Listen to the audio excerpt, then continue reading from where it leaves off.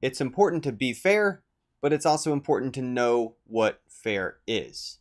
And I make this distinction for two reasons that are in sort of sound like they're a mild contradiction. They absolutely aren't. The first of which comes from this angle at which way my wrestling coach approached it, which I found valuable and has stayed with me ever since, is that first and foremost, his priority wasn't to get us to win at wrestling matches. His first priority was to help us grow up to be good adults. And that secondarily, within that framework, can we be as successful as we can at wrestling?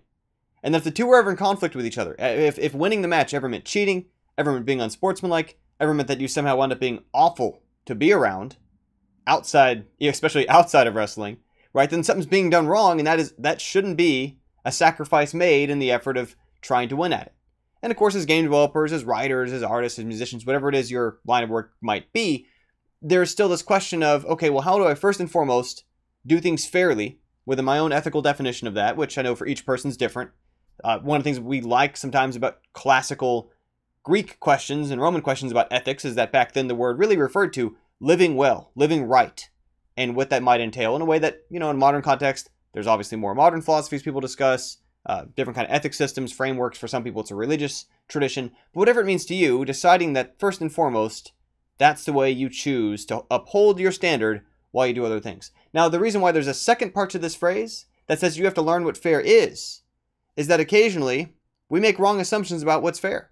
And if we do that, you can wind up as a sucker. You can wind up as doing things totally wrong in a way that you are at a huge disadvantage, not because you are somehow living more righteously or better or correctly, but simply because you were oblivious to the fact that something you assumed was unfair or wrong is completely fair game, is literally fundamental to how it works. A fine example of this is pinball, which of course I have a research background in.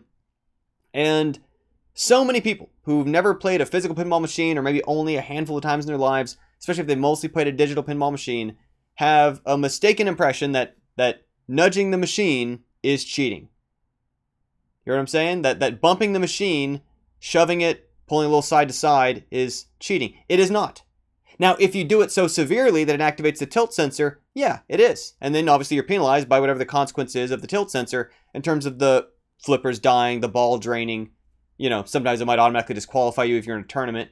But as long as you don't get it to that extremity of severity in terms of how much force you're applying, it's part of playing pinball.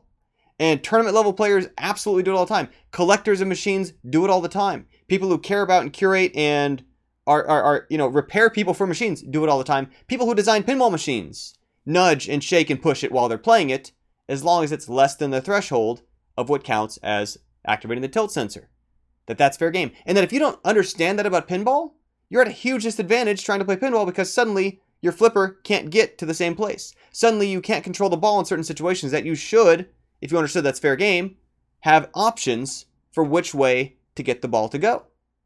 Another example of this is part of what I liked about wrestling was it was a lot less ambiguous to me than a sport like basketball. I tried playing basketball for a while before I found my way into wrestling and then mixed martial arts.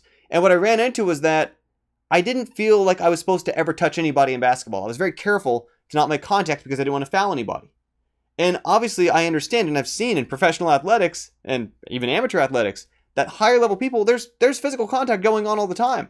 It's just not up to the foul level. It's kind of like that tilt sensor in pinball of you're allowed, if you're playing aggressively with all your energy and force and out there, as long as you're not disrupting play, as long as you're not obviously trying to hurt somebody, as long as you're not, like I say, crossing a line. It's a subjective call. Every referee is going to make a little differently, or every person is going to decide a little differently for themselves. But that's a part of playing that sport competitively. And if you refuse to come in contact with people in a sport like basketball, you're at a big disadvantage because real players who are going at it hard are going to do that. Now, the reason why this applies back to game development, and yeah, we are going back to game development today, is because the other day there was a conversation. I might have mentioned this, might have been an Enjoy Game Dev conference, might have been one of these videos, but it's important enough we're going to hammer it again, where somebody in an online forum said like, oh, anymore, the discovery system is so bad in games that unless you cheat the system by having a marketing campaign to try to get a spike when you launch, then no one's going to find your game. Having a marketing campaign or trying to get a spike of attention through publicity is not cheating the system. It's not unfair. It's not a wrong way to do things. It doesn't make you immoral. It is literally how you run a business. It is literally in the modern world of how attention is fought over. It's a thunderclap. It's a thing where you're specifically trying to time your press coverage to a point that's relevant for the business that you're running. Whether you're selling an entertainment product, whether you're trying to build up attention and hype around a film, whatever it might be, things in our lives, that's how the marketing world works. And that marketing is not cheating somehow. I meet a lot of people who come to game development from a technical side rather than a business side who feel like it's slimy somehow to be promoting, to be self-promoting, to be promoting their product, to be talking about the thing that they did. And it isn't. It's, if anything, if they've been able to in the past not worry about that, it's because someone else in their company did it for them. But if they're trying to solo it or small company it and they don't have someone else doing that for them, you got to learn to get comfortable with the fact that everything you've ever enjoyed in your life probably came from somebody else finding a tasteful way to market it to you. Tim Ruswick, marketing expert that I work with GameDev Underground. I think we had an interview with him the other day on the podcast. And he's actually going to be a speaker at one of our next events coming up in the future. More about that soon.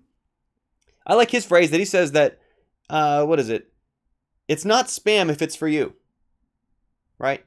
If it's for the person, then it's not spam. And so it's about, okay, well, how do we get it in front of the right people? It's not spammy because of what it is, because it's informing someone of this game exists. It's spammy if you're putting that in front of the wrong people.